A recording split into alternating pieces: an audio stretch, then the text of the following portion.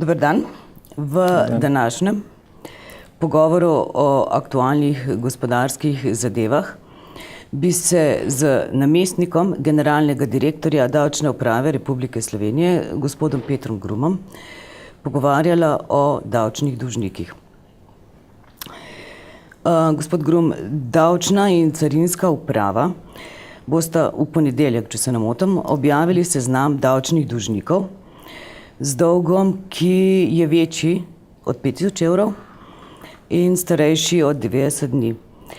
Že veste, koliko imen bo na tem seznamu?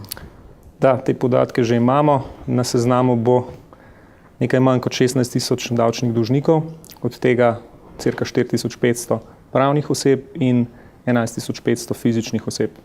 Skupni znesek dolga teh davčnih dolžnikov znaša 929 milijonov evrov. Omenili ste 16 000, bo navedenih na tem seznamu. Nekaj manj, 15 900. To je kolikšen delež vseh teh zavezancev? Vseh davčnih zavezancev? Tako. Torej, davčna uprava ima v svojem davčnem registru skoraj 3 milijone davčnih zavezancev. Gre za zelo širok nabor, torej tu notri so vse fizične osebe, vse pravne osebe, fizične osebe, ki upravljajo dejavnost in pa tudi tujci. Podružnice tujih podjetij in tako naprej. Omenili ste, da bo koliko? Skoraj čez 900 000?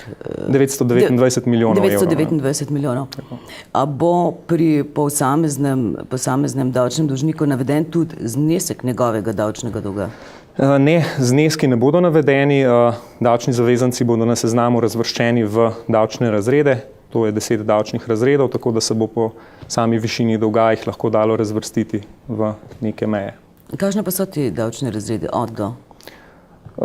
Torej, prvi davčni razred se začne pri 5000 evrih in do 10 000 evrov, potem pa naslednji od 10 do 30 000, od 30 do 50 000 in potem si tako naprej sledijo do nekje 20 milijonov evrov, kjer imamo pač najvišji razred.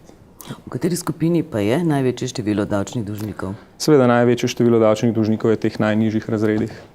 Se pravi od 5000? Od 5000 pa do nekje 200 000 evrov recimo. Zdaj, dobro, še 4 dni je do objave tega seznama dolžnikov. A se v tem času skušajo davčni dolžniki doseči, da ne bi bili uvrščeni na seznam? Je kaj te intenzivne komunikacije med vami pa med dolžniki? Drži, v zadnjem času je kar precej teh poskusov. Torej, v nekaterih primerih gre za zavezance, ki so dejansko v zadnjem času tudi poravnali svoje davčne obveznosti, tako da se na seznamu dejansko ne bodo znašli. Potem imamo pa tudi zavezance, ki teh obveznosti niso poravnali in bodo na seznamu vseeno, pa tudi mogoče še tretji tip zavezancov, torej zavezanci, ki so sicer poravnali svoje davčne obveznosti, vendar po 25. marcu ti zavezanci se bodo vseeno znašli na seznamu, seveda jih pa ne bo več na naslednjem majskem seznamu potem. Pa ni možno, recimo kljub temu, da bodo uvrščeni na seznam. Na vse zadnje to ni prav koristno, da so na tem seznamu neke opombe, da so pravzaprav že poravnali, čeprav po tem preteklem datumu 25. marec, kolikor je bil rok. Ja, veljavna zakonodaja te možnosti pač ne predvideva, tako da zavezanci ostanejo gor pač do naslednje objave dolžnikov, s tem datumom se pa seveda umakne stari seznam. Se pravi, do 10. maja bodo stigmatizirani, tako rekoč, ne? No, lahko se tudi tako reče. Dejstvo pa je, da gre tukaj za kar visok davčni dolg, torej meja je 5000 evrov, torej gre za kar precej visoko vsoto in gre za dolžnike, ki niso trenutni dolžniki za nekaj dni, zamudniki in tako naprej, ampak gre za dolžnike, ki so kronični, ki že več mesecev zaporedoma dolgujejo tako visok znesek, tako da se lahko vprašamo, pač, kaj je tukaj dejansko pravne. V kakšnem dokumentu pa bo objavljen ta seznam? Bodo uporabniki spleta lahko s posebnim programom prišli do tega? Ne, v bistvu ta seznam bo objavljen v obliki JPG sličic, tako da ga bodo zavezanci lahko zelo enostavno prek svojih spletnih brskalnikov vpogledovali van. Bo pa razlog, da smo objavili oziroma da bomo objavili seznam v taki obliki, pa je v tem, da želimo preprečiti pravzaprav povezovanje podatkovnih zbirk in tudi nalaganje teh podatkovnih zbirk izven davčne uprave, predvsem iz vidika varovanja osebnih podatkov, kar so tudi priporočila informacijskega pooblaščenca. kakšne učinke pa v bistvu vi pričakujete od te objave? Mislite, da bo potem teh davčnih dolžnikov manj in da bo tako gledano generalno plačilna disciplina vseeno se malo popravlja?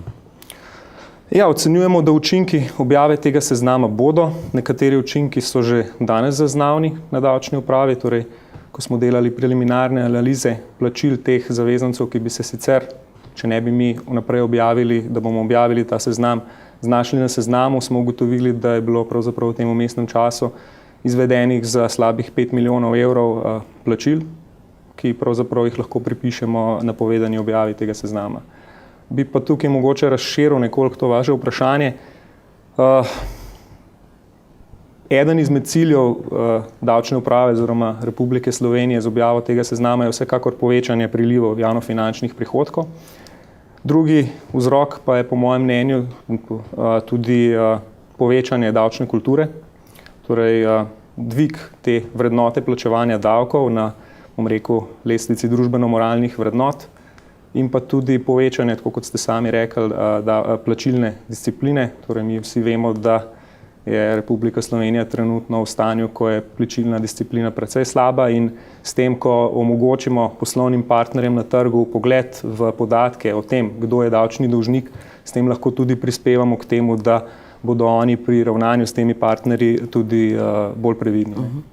Zdaj, ko že govorimo o tem davčnem dolgu, koliko pa je recimo lani znašal davčni dolg? Imate verjetno te podatke? Teh podatkov za dolžnike nad 5.000 evrov nimamo. To moramo opozoriti. Tukaj gre za dolg teh dolžnikov. Gre za dolg, ki je starejši od 90 dni in presega 5.000 evrov. Mi imamo pa še veliko dolžnikov, ki pa so dolžni manjše zneske. No, ampak za celotna slika, brez te kategorizacije, recimo dolžniku nad 5.000 evrov, ko se dela bilanca za eno leto, se točno ve, koliko je bilo davčnega dolga. Mi imamo mesečne podatke o davčnem dolgu in jih intenzivno spremljamo. In koliko pa je povprečno to? Koliko je povprečno? Ja. Torej v konec leta 2012 je dolg znašal nekaj čez 1.600.000 evrov. Torej celoten davčni dolg, vsi davki in vsi prispevki za vse zavezance. Zdaj pa, dobro, od tega novega ukrepa, se pravi objave tega črnega seznama, kakor mu rečemo popularno, kakšna je vaša ocena davčne uprave, da se bo recimo pa zmanjšal davčni dolg recimo v tem letu, od objave tega seznama dalje?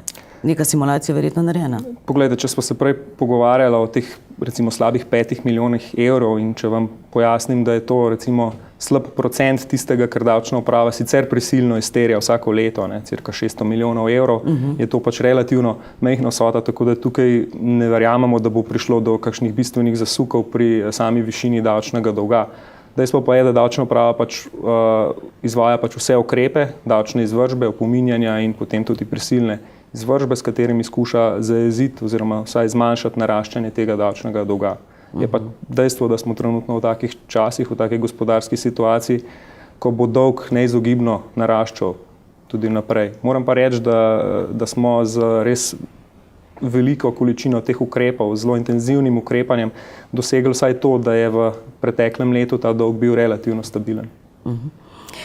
Pa zdaj, ko že imate tako rekoč pripravljen ta seznam davčnih dolžnikov, ste tudi analizirali, recimo samo podjetja, da ne govorimo o drugih dolžnikih, v kakšnem dejanskem stanju so to tik pred stečajem? Verjetno so to podjetja, ki dejansko zaradi same situacije lastne ne morejo plačevati. Situacije so različne, bom rekel, na tistem vrhnem delu seznama so zagotovo skoraj sama podjetja, ki so že v postopkih insolventnosti, torej bodisi v stečajnih postopkih ali postopkih prisilne poravnave, tako da tam ni za pričakovati večjega davčnega izplena.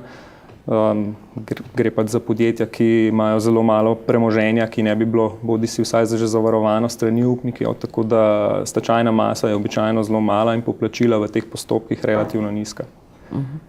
Se pravi, da je ravno zaradi tega stanja, tako rekoč, podjetij, ki so ali tik pred stečajem ali prisilnimi poravnavami, ne bo za pričakovati res tistega večjega učinka, Se pravim, eden izmed učinkov je ta da pogledamo, kakšni so dodatni prihodki v javnofinančni blagajni, in tukaj res ne moremo pričakovati nekih zares velikih sprememb, vendar mislim, da to tudi ni bil osnovni namen tega zakona.